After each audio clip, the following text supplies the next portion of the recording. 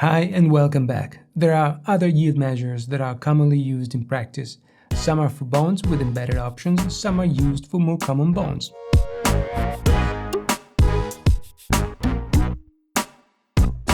In the previous lecture, we discussed the topic of periodicity and how to annualize yield to facilitate comparisons. In this lesson, we're going to talk about some measures of yield to maturity suitable for bonds with embedded options. A callable bond gives the issuer the right to recall, hence callable, the bond from investors at specific prices and during predetermined periods, after an initial period called protection period, when the issuer cannot exercise the option to buy back the bond. The callable provision is probably the most common, together with the convertible one embedded option found in bond instruments. It's embedded because it can't be traded separately from the bond. It is an option. And as some of you may know, options are traded in financial markets. But in this case, it can't be traded separately. Moreover, we're also going to talk about other common measures of yields for bond. Before we get started, a quick reminder to download the essentials, the spreadsheet, the notes, and the slides. Let's see this example. In this term sheet, we have Symbion AI that issues a 4.25% coupon bond at par. The bond may not be called for the first 4 years, but the following year it may be called already for 102 per 100 of par value. Symbion then has the option to redeem the bond in the final 3 years according to the fixed price schedule in the term sheet. Starting from year 4, an investor faces a call risk and can estimate the lowest possible yield based on the yields corresponding to the bond's call dates. Why risk? Because if yields decrease, the issuer can redeem the bond when yields are lower. Thus, for the investor, this implies a redemption when yields are lower. To consider the call feature, investors then can calculate a yield to call, taking into account the call price schedule. By replacing the face value at maturity with the call price and the final maturity with the call date M, we get this. Notice the equation. In this simplified case, I wanted to show you an interesting Excel's formula, the internal rate of return. When we calculate a yield to maturity, that's what we're doing. We're calculating an internal rate of return. The reason is that we should always refer to the equations shown at the top. That in some cases reduces to, for example, a valuation on coupon date, or in this case on issue date, and for this reason it can be simplified by eliminating the fractional compounding T over T, and by considering that the full price equals the flat price since there is no accrued interest. If we had quarterly or semi-annual coupons, Excel's IRR function would return a quarterly or a semi-annual yield in the period. And thus we should express it on a bond equivalent basis by multiplying by the periodicity. This is important. It might sound trivial, but I've seen many students and trainees assume the periods are either always annual or semi-annual.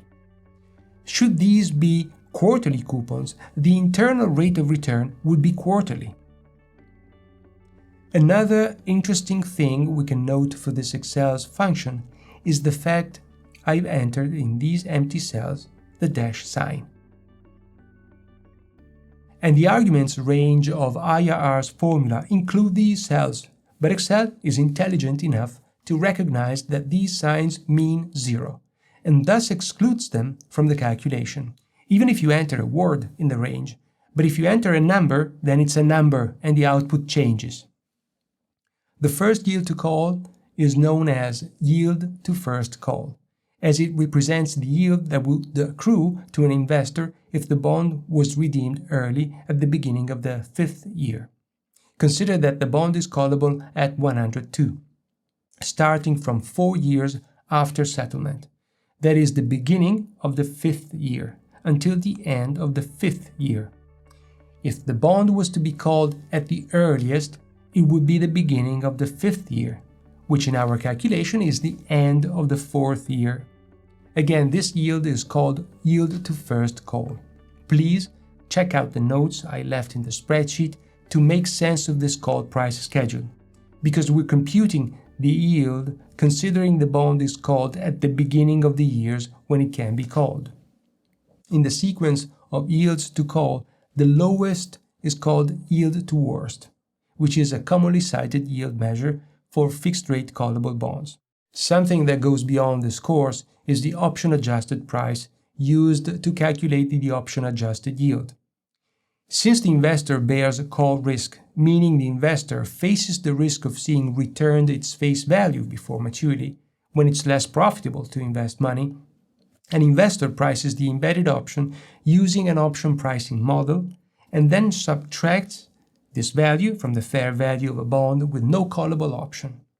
By calculating a yield using the option-adjusted bond price, we get the common yield measure for callable bonds, or option-adjusted yield, from which can be calculated the option-adjusted spread. Before moving on to yield spread measures, let's consider a few other yield measures in the realm of fixed income securities. One is the current yield, which is a very simple measure of yield for a bond that is calculated as the ratio of the annual coupon and the flat price of a bond. The current yield is a very rough measure of yield that doesn't take into account the frequency of coupon payments, interest on interest, and accrued interest. Moreover, it ignores the fact that a bond trading at a discount, if held to maturity and redeemed at par value, it implies a gain for the investor, and vice versa if it trades at a premium. The current yield is a partial measure of yield that is seldom useful when analyzing fixed income securities. Another common feature of fixed income securities is the one called street convention. Coupon payments and redemption occur on scheduled dates without taking into account weekends and holidays, whereas a true yield instead considers the actual payment dates and is never higher than the street convention yield, because holidays and weekends delay payments and is very seldom used because of this little difference. Then we have the government equivalent yield, which is the restated yield to maturity using an actual day count convention. This is the case for corporate bonds that often have as a day count convention the 3360 convention. The government equivalent yield is often simplified by multiplying a bond's 3360 yield times the ratio of 365 to 360. If you see this government equivalent yield, it might be calculated like this. Then we have the simple yield, which is the annual coupon, added to the straight line gain or loss, divided by the time to maturity, and divided by the bond price. Simple yields are commonly used to quote Japanese government bonds, also known as JGBs. The simple yield is another very simple, again, measure of yield to maturity that states the return on investing in the bond and holding it until maturity using the simple interest convention. It's easy to understand, even for private investors with little knowledge and experience. It takes into account all the elements affecting a bond's return, though it misses to consider the reinvestment effect, which is implicit in the compound interest convention, which is definitely more suitable. Before moving on to the next lesson, where we're starting to delve into more advanced topics, allow me to nudge your attention towards the use of yield to maturity for comparing bonds. Pay attention to compare bonds after having translated them on a common periodicity basis. This is done so using the effective annual rate, which we covered in a previous lesson. The frequency of compounding can be important in some instances, where we're interested in taking into account the differences of apparently minor order like 2 or 3 basis points, which sometimes can become more relevant due to the frequency of compounding. Though it might sound unimportant, it never is to make it clear. If and when you hear analysts, portfolio managers, or teachers talk about basis points, they're referring to hundredths of 1 percentage point. So for example, 3 basis points are 0.03%, or 125 basis points stands for 1.25%. In wrapping this up, let me tell you that, as we already noted, it's important to understand why bond prices and yields to maturity change, and to do this, we split the bond's yield to maturity into 2 components. a benchmark rate, and an issuer-specific spread. But this is the topic of our next lesson. Remember to work on the questions at the end of the lesson to reinforce your learning. And if you haven't done so yet, be sure to download the slides, the spreadsheet, and the notes. They'll be invaluable for your study and review. This is all I've got for you, and I'll see you in the next lesson.